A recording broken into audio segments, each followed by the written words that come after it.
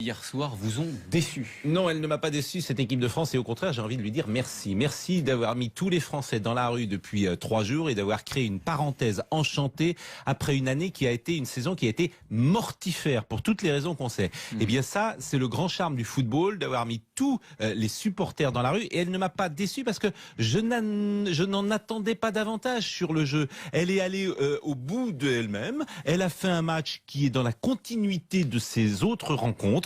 Elle joue à un certain niveau, l'équipe de France, on l'a dit ici, c'est pas la plus flamboyante, c'est pas la plus brillante, mais c'est une équipe. C'est une équipe qui joue ensemble, qui est solidaire, qui est courageuse, qui est animée de l'intérieur de choses positives qu'on aime. Moi, je vais vous citer un exemple. Griezmann, quand il marque un but, il montre sa joie. Et ben on a connu des buteurs qui faisaient la gueule quand ils marquaient, ou d'autres même qui insultaient les tribunes de presse. Lui, il est sympa, il est joyeux, et c'est ce que je retiens de cet Euro. C'est une équipe, et c'est un visage positif de l'équipe de France. C'est un visage d'ailleurs qu'on a envie de revoir. Et elle Positif prépare même dans la défaite. Mais oui, parce que au fond, elle a joué à son niveau, l'équipe de France hier. Il n'y a pas de regret, c'est pas France-Allemagne. Oui, mais alors, je me souviens ici même, vendredi matin, vous nous disiez c'est bon cette fois, elle mais j'ai va jamais aller dit ça. au bout, Mais elle va aller mais au bout. Je vous repasserai c'est-à-dire les que bandes, Pascal Pro. vous nous faites de la post-rationalisation. Vous y croyez. Mais j'y crois. Vous m'expliquez vendredi des choses que je n'ai pas dites aujourd'hui. Non, tous les gens pensent la même chose de cette équipe de France. Faut pas prendre les gens qui nous écoutent pour des imbéciles. Non mais attendez, Ils savent on très bien était que c'est pas 90% à y croire, donc voilà. Mais non, on avait envie d'y croire. On aime déjà cette équipe de France, c'est beaucoup.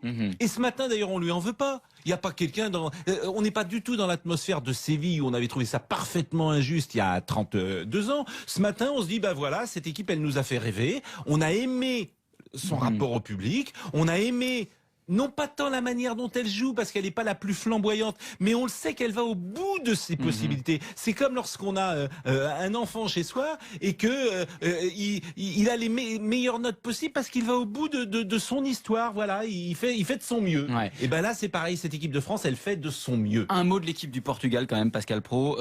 Une équipe qui termine 3e de sa poule et qui n'aura gagné, je crois, qu'un seul match dans le temps réglementaire. Alors, comme j'ai envie d'être positif ce matin, d'être joyeux, etc., s'il y a bien une équipe contre laquelle j'accepte que nous perdions, c'est le Portugal. Moi, j'ai adoré la fraternité ou la fraternisation qui a existé ces dernières heures entre une communauté portugaise très présente en France, mais sans aucune hostilité. C'est ça qui est frappant quand même depuis 3 jours. J'entendais un témoignage ce matin sur RTL de quelqu'un qui disait on s'est chambré, on s'est charrié toute la semaine. Il y a quelque chose de folklorique dans ces deux communautés, dans la manière dont elles se chambrent. Je trouve que ça, c'est aussi sympathique. Donc évidemment, le Portugal a été très décevant sur le plan du jeu, mais j'ai envie de vous dire, c'est plus le débat. Voilà, les larmes de Ronaldo, l'émotion au vu de l'histoire. Ben, c'est mérité, oui. Voilà, ça fait 3 ou 4 fois que la pièce retombait du bon côté pour l'équipe de France face au Portugal. Ben, cette fois-ci, c'est le contraire. Merci Pascal Pro. Vous faisiez référence aux auditeurs de RTL, ou notamment à ces auditeurs supporters du Portugal qui ont été formidables ce matin, qui avaient des petits mots de compassion d'ailleurs à l'égard des supporters français. C'était bien sympathique. Les auditeurs qui ont rendez-vous dans quelques secondes avec Big Chente Lizarazu. Merci encore Pascal. Avec les auditeurs de RTL, nous sommes avec Big Chente Lizarazu. Bonjour Big Chente. Bonjour. Et avant d'accueillir Christian, petite question. De quoi a manqué cette équipe de France hier soir? De réussite. Mais une réussite qu'elle a eue pendant la compétition et qu'elle n'avait pas hier par rapport au Portugal, qui a eu plus de réussite. On a eu cette réussite contre l'Allemagne. Quand on pense que après avoir vraiment été totalement dominé pendant 25 minutes par les Allemands, t'arrives à marquer sur penalty et tu te retrouves à la mi-temps contre le cours du jeu en menant à 0. C'est des faits de match qui galvanisent une équipe et qui en enfoncent une autre. On l'a eu contre l'Allemagne. Et là, ce match contre le Portugal, ils perdent Cristiano Ronaldo. Vous imaginez si en 84 ils avaient perdu Michel Platini en finale du championnat d'Europe, nous on avait perdu Zizou. Vous imaginez comment il faut se remettre d'un fait de jeu terrible comme ça. Et je pense que cette équipe portugaise, elle s'est servie de cette blessure de Ronaldo pour que le collectif devienne plus fort. Et ils ont défendu encore mieux. Ils ont défendu avec encore plus de solidarité et ils ont réussi à tenir. Et en fait, ils ont réussi à tenir et aller jusqu'aux prolongations. Et je pense que psychologiquement, plus ils faisaient durer ce match-là et plus ils arrivaient à impacter la tête des joueurs français. Et puis voilà. Et puis ensuite, il y a Gignac, le poteau. Enfin, vous voyez, c'est le football, ça. Ouais. Le football, la réussite à un moment donné qui est sur une équipe et qui n'est pas sur l'autre. Alors la réussite. Un petit peu tard, parce qu'on sentait que nos attaquants étaient quand même un petit peu fatigués. On ne peut pas refaire le scénario du match. Nos attaquants, ils ont été très bons. Ils ont été très bons tout au long de cette compétition. 13 buts, on finit avec 13 buts, meilleure attaque du tournoi. Qu'est-ce que vous voulez que je vous dise? Giroud n'avait pas la même fraîcheur, Payet n'avait pas la même fraîcheur qu'avant. Griezmann n'a pas eu le sens du but, le flair qu'il a eu contre l'Allemagne. Il y a sa tête. Est-ce qu'il n'a pas trop défendu? On dit beaucoup qu'il était très présent en défense, mais pas suffisamment devant. Non, moi j'ai trouvé qu'on s'est donné les moyens d'attaquer, mais cette équipe portugaise, il faut ne pas d'ailleurs pas la sous-estimer, mais elle défend très bien. Elle défend très bien, donc tu pouvais pas non plus attaquer bêtement. Et donc je trouvais qu'on a fait ce qu'il fallait pour essayer d'avoir les occasions. Les occasions, on les a eues. C'est pas le problème. Les occasions, on les a eues. Simplement, on les a pas mis au fond. Alors, on a une question qui concerne les supporters. On a évidemment parlé du 12e homme lors de la victoire face à l'Allemagne jeudi soir au Vélodrome. Et nous sommes avec Florent. Bonjour Florent. Bonjour, bonjour. Alors, vous étiez au Stade de France hier soir. Vous êtes assez déçu par l'ambiance. Alors oui, tout à fait. Bon, donc effectivement, là, je suis sur la route, en train de rentrer. Je dors 1h30 cette nuit. Aïe. Soyez prudent. Très, très déçu. Parce que, effectivement, l'équipe du Portugal, et il faut les féliciter pour ça. Ils ont un public merveilleux. Ils étaient 10, 12, 15 000 personnes peut-être. Et ils ont mis un bordel et un feu dans le stade en chantant, en changeant de rythme et en mettant une ambiance derrière leur public que les Français n'ont pas mis. Moi, j'ai été très, très déçu. Je suis allé au stade maquillé, déguisé, drapeau français, drapeau breton. Avec mon fils, on a chanté, on a crié, on a essayé d'emmener ces gens-là. Et à côté de nous, on avait des gens, on a eu l'impression que ces gens-là étaient au théâtre ou à l'opéra. Alors je vais poser la question à Bixente Lizarazu. Merci Florent. Soyez prudent, hein. Vous êtes sur la route de retour pour Auray, dans le Morbihan. À Bixente, je vous pose la question sur le public. Je la pose aussi d'ailleurs à Philippe Sanfourche et Jérôme Milagou qui sont avec nous dans ce studio et qui étaient hier soir au Stade de France. Est-ce que le public a manqué de voix hier soir? Bixente. Je veux bien vous faire l'analyse du match de foot là, mais faire une analyse du public, franchement, je laisse mes acolytes la faire parce que alors là... C'est malheureusement assez fréquent dans les finales de grandes compétitions. C'était le même cas à Rio dans le stade mythique qu'est le Maracana. C'était le même cas en finale de l'Euro 2012 à Kiev. Le prix des places très élevé, la population mondialisée d'un événement comme une finale de grand tournoi explique peut-être cela. Je crois que c'était pire en 98, Bichène pourra nous le confirmer, mais il y a même du mieux par rapport à 98. Et puis la culture du supporterisme, ça s'acquiert pas en un mois. C'est pas parce que la compétition a commencé en France il y a un mois. C'est aussi quelque chose qui est gravé au quotidien chez certains peuples, le Portugal, l'Italie, l'Espagne, un peu moins en France. Et c'est vrai que les supporters ont souvent mauvaise presse. On parle plutôt de ce qui se passe mal et rarement de ce qui se passe bien. Peut-être qu'à un moment donné, il y a du mieux avec l'équipe de France, mais il y a un long travail. La culture ne s'acquiert pas comme ça en l'espace de quelques semaines. Alors, Bixente Lizarazu, j'ai une question au 64 900 code matin de Rémi. De foot Oui, de foot, bien sûr. Enfin, le supporter, c'est du foot aussi. Oui, mais bon. Écoutez, non, mais moi, je vous posais la question parce qu'on avait beaucoup parlé du stade Vélodrome et du 12e homme que constituaient les supporters. En tout cas, question après l'Allemagne. Rémi nous demande si on n'a pas laissé un peu des forces, de l'adrénaline en demi contre l'Allemagne. Est-ce que ça a joué hier soir? Bien sûr, évidemment. Évidemment, tu dois battre les champions du monde. La concentration, elle est à 3000% sur ce match-là. Tu joues quelques jours après. Et forcément, physiquement, tu es un petit peu impacté. Tu as beaucoup donné nerveusement aussi. Tu es un peu moins bien. Et l'euphorie qu'il y avait d'ailleurs dans tout le pays, est-ce qu'elle a joué mais tu peux pas négativement? Non plus. L'euphorie? Oui.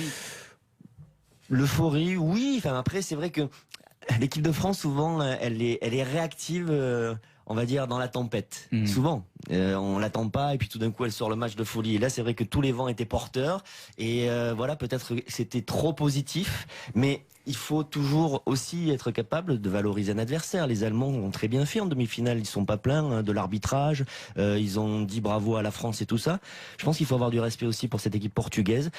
Comme je vous l'ai dit, avec un Cristiano Ronaldo qui se blesse et les mecs, ils font un match de fou défensivement jusqu'au bout et ils vont chercher cette victoire qu'ils n'ont jamais eu contre la France. Ils perdaient tout le temps en 84, en 2000, en 2006. Ils ont toujours perdu contre la France. Cette fois-ci, ils ont eu la réussite. À un moment donné, ça fait partie aussi du foot.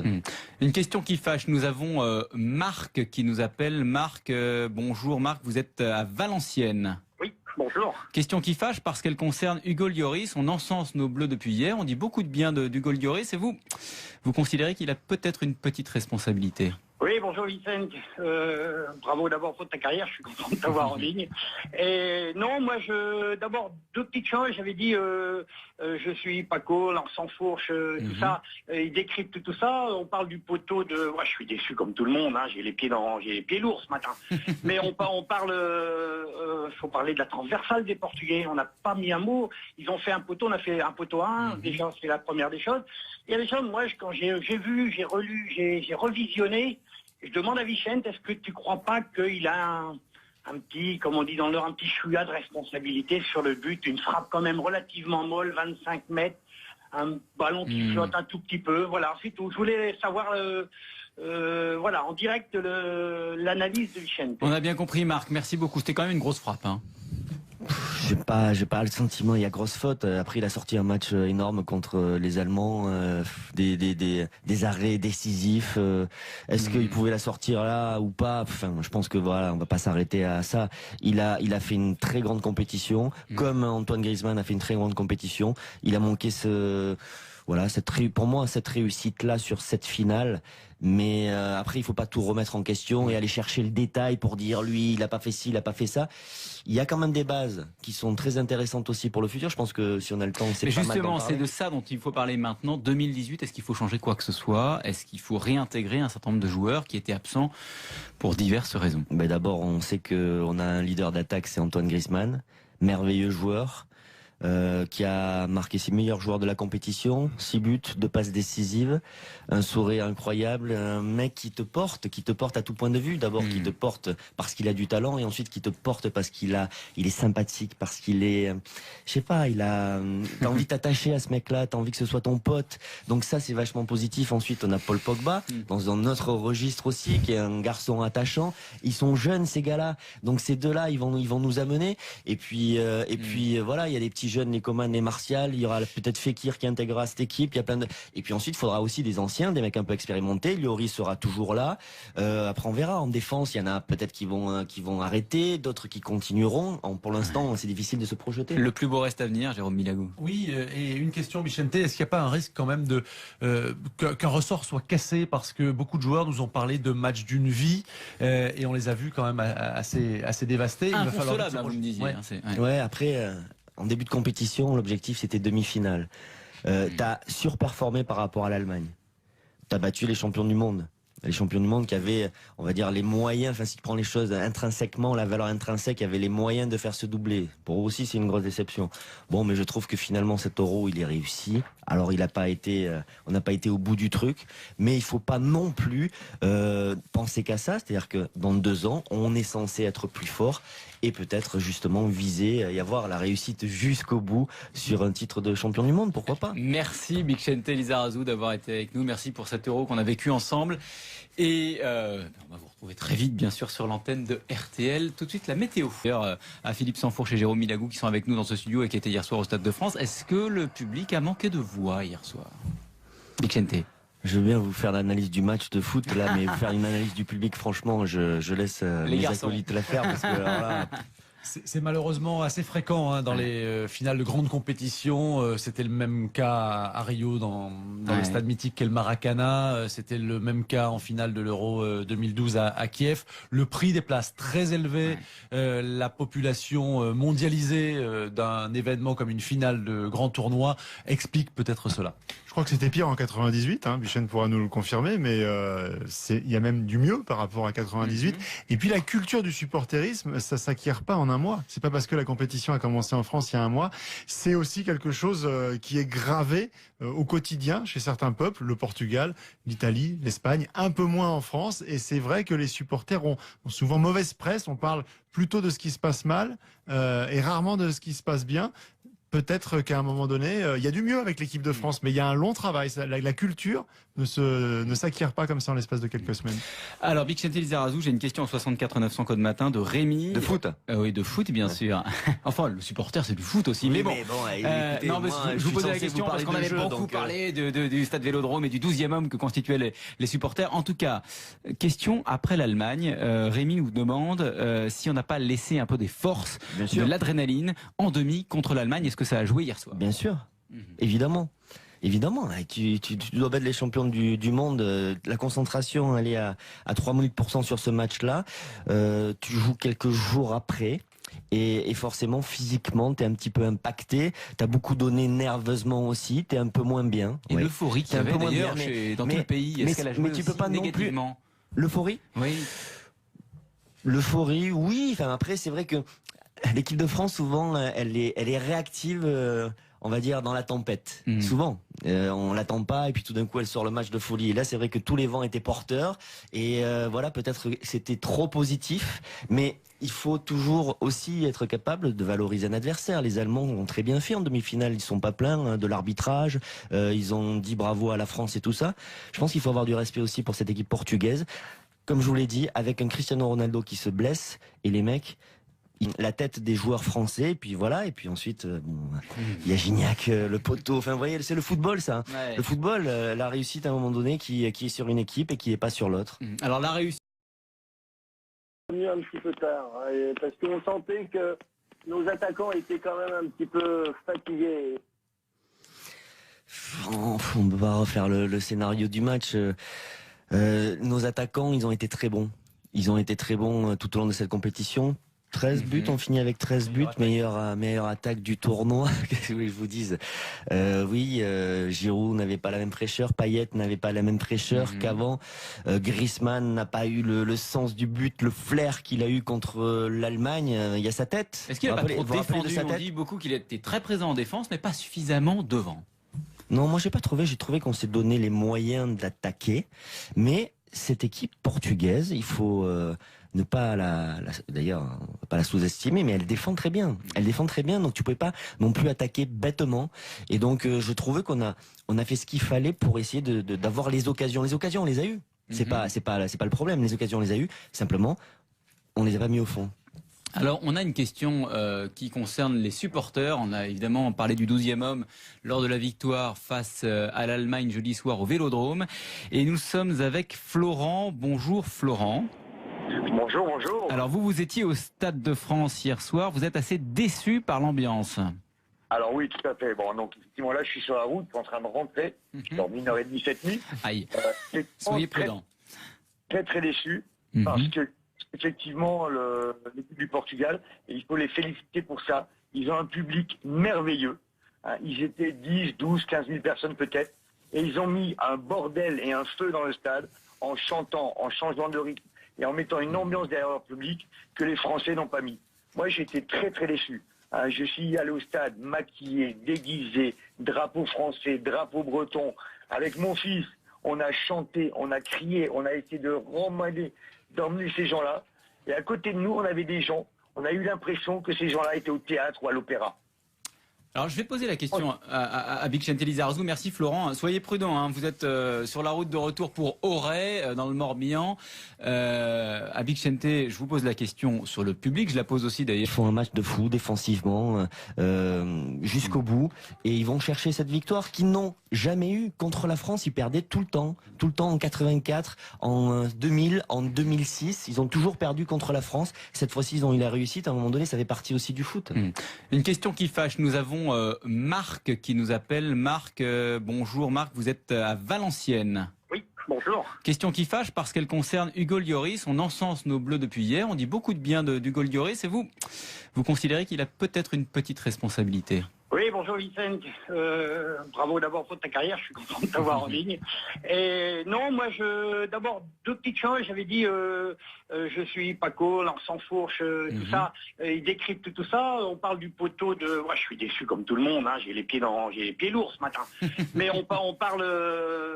faut parler de la transversale des Portugais. On n'a pas mis un mot. Ils ont fait un poteau, on a fait un poteau 1. Déjà, c'est la première des choses. Il y a des choses, moi, quand j'ai vu, j'ai relu, j'ai revisionné. Je demande à Vicente, est-ce que tu crois pas qu'il a un petit, comme on dit dans l'heure, un petit chouïa de responsabilité sur le but, une frappe quand même relativement molle, 25 mètres, un ballon qui flotte un tout petit peu, voilà, c'est tout. Je voulais savoir, voilà, en direct l'analyse de Vicente. On a bien compris, Marc, merci beaucoup. C'était quand même une grosse frappe. Hein. J'ai pas le sentiment, il y a grosse faute. Après, il a sorti un match énorme contre les Allemands, des arrêts décisifs. Est-ce qu'il pouvait la sortir là ou pas? Enfin, je pense que voilà, on va pas s'arrêter à ça.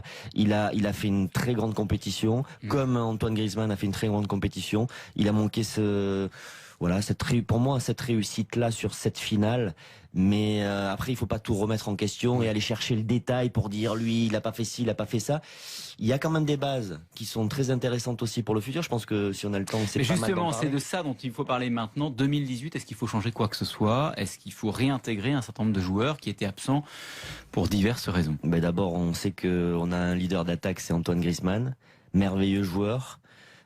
Qui a marqué 6 meilleurs joueurs de la compétition, 6 buts, 2 passes décisives, un sourire incroyable, un mec qui te porte à tout point de vue. D'abord, qui te porte parce qu'il a du talent, et ensuite qui te porte parce il est sympathique, parce qu'il est, je sais pas, t'as envie de t'attacher à ce mec-là, t'as envie que ce soit ton pote. Hier soir, vous ont déçu? Non, elle ne m'a pas déçu, cette équipe de France, et au contraire, j'ai envie de lui dire merci. Merci d'avoir mis tous les Français dans la rue depuis 3 jours et d'avoir créé une parenthèse enchantée après une année qui a été une saison qui a été mortifère pour toutes les raisons qu'on sait. Et bien ça, c'est le grand charme du football, d'avoir mis tous les supporters dans la rue, et elle ne m'a pas déçu parce que je n'en attendais pas davantage sur le jeu. Elle est allée au bout d'elle-même, elle a fait un match qui est dans la continuité de ses autres rencontres, elle joue à un certain niveau, l'équipe de France, on l'a dit ici, c'est pas la plus flamboyante, c'est pas la plus brillante, mais c'est une équipe qui joue ensemble, qui est solidaire, qui est courageuse, qui est animée de l'intérieur de choses positives qu'on aime. Moi, je vais vous citer un exemple. Griezmann, quand il marque un but, il montre sa joie. Et ben, on a connu des buteurs qui faisaient la gueule quand il marquait, ou d'autres même qui insultaient les tribunes de presse. Lui, il est sympa, il est joyeux, et c'est ce que je retiens de cet Euro. C'est une équipe, et c'est un visage positif de l'équipe de France. C'est un visage d'ailleurs qu'on a envie de revoir. Et elle Positif prépare même dans la défaite. Mais oui, parce que au fond, elle a joué à son niveau, l'équipe de France hier. Il n'y a pas de regret, c'est pas France-Allemagne. Oui, mais alors, je me souviens ici même, vendredi matin, vous nous disiez c'est bon cette fois. Elle mais va j'ai jamais aller dit ça. Au bout, mais c'est-à-dire que vous nous faites de la post-rationalisation. Vous y croyez. Mais j'y crois. Vous m'expliquez vendredi des choses que je n'ai pas dites aujourd'hui. Non, tous les gens pensent la même chose de cette équipe de France. Faut pas prendre les gens qui nous écoutent pour des imbéciles. Non mais attendez, ils savent on très bien était que c'est 90% à y croire, donc voilà. Mais non, on avait envie d'y croire. On aime déjà cette équipe de France, c'est beaucoup. Et ce matin, d'ailleurs, on lui en veut pas. Il n'y a pas quelqu'un on n'est pas du tout dans l'atmosphère de Séville où on avait trouvé ça parfaitement injuste il y a 32 ans. Ce matin, on se dit, voilà, cette équipe, elle nous a fait rêver. On a aimé son rapport au public. On a aimé non pas tant la manière dont elle joue, parce qu'elle n'est pas la plus flamboyante, mais on le sait qu'elle va au bout de ses possibilités. C'est comme lorsqu'on a un enfant chez soi et que il a les meilleures notes possibles parce qu'il va au bout de son histoire. Voilà, il fait de son mieux. Ouais. Et ben là, c'est pareil. Cette équipe de France, elle fait de son mieux. Un mot de l'équipe du Portugal quand même, Pascal Pro. Une équipe qui termine 3e de sa poule et qui n'aura gagné, je crois, qu'un seul match dans le temps réglementaire. Alors, comme j'ai envie d'être positif ce matin, d'être joyeux, etc. S'il y a bien une équipe contre laquelle j'accepte que nous perdions, c'est le Portugal. Moi, j'ai adoré la fraternité ou la fraternisation qui a existé ces dernières heures entre une communauté portugaise très présente en France, mais sans aucune hostilité. C'est ça qui est frappant quand même depuis 3 jours. J'entendais un témoignage ce matin sur RTL de quelqu'un qui disait on s'est chambré, on s'est charrié toute la tête. Il y a quelque chose de folklorique dans ces deux communautés, dans la manière dont elles se chambrent. Je trouve que ça, c'est aussi sympathique. Donc évidemment, le Portugal a été très décevant sur le plan du jeu. Mais j'ai envie de vous dire, c'est plus le débat. Voilà, les larmes de Ronaldo, c'est mérité l'émotion. au vu de l'histoire. Ben, c'est mérité, oui. Voilà, ça fait 3 ou 4 fois que la pièce retombait du bon côté pour l'équipe de France face au Portugal. Ben, cette fois-ci, c'est le contraire. Merci Pascal Pro, vous faisiez référence aux auditeurs de RTL, notamment à ces auditeurs supporters du Portugal qui ont été formidables ce matin, qui avaient des petits mots de compassion d'ailleurs à l'égard des supporters français. C'était bien sympathique. Les auditeurs qui ont rendez-vous dans quelques secondes avec Big Chente Lizarazu. Merci encore Pascal. Avec les auditeurs de RTL, nous sommes avec Big Chente Lizarazu. Bonjour Big Chente. Bonjour. Et avant d'accueillir Christian, petite question. De quoi a manqué cette équipe de France hier soir? De réussite. Mais une réussite qu'elle a eue pendant la compétition et qu'elle n'avait pas hier par rapport au Portugal, qui a eu plus de réussite. On a eu cette réussite contre l'Allemagne. Quand on pense que après avoir vraiment été totalement dominé pendant 25 minutes par les Allemands, t'arrives à marquer sur penalty, tu te retrouves à la mi-temps contre le cours du jeu en menant à 0. C'est des faits de match qui galvanisent une équipe et qui en enfoncent une autre. On l'a eu contre l'Allemagne. Et là, ce match contre le Portugal, ils perdent Cristiano Ronaldo. Vous imaginez si en 84 ils avaient perdu Michel Platini en finale du championnat d'Europe, nous on avait perdu Zizou. Vous imaginez comment il faut se remettre d'un on va dire d'un fait de jeu terrible comme ça. Et je pense que cette équipe portugaise, elle s'est servie de cette blessure de Ronaldo pour que le collectif devienne plus fort. Et ils ont défendu encore mieux, ils ont défendu avec encore plus de solidarité et ils ont réussi à tenir. Et en fait, ils ont réussi à tenir et à aller jusqu'aux prolongations. Et je pense que psychologiquement, plus ils faisaient durer ce match-là et plus ils arrivaient à impacter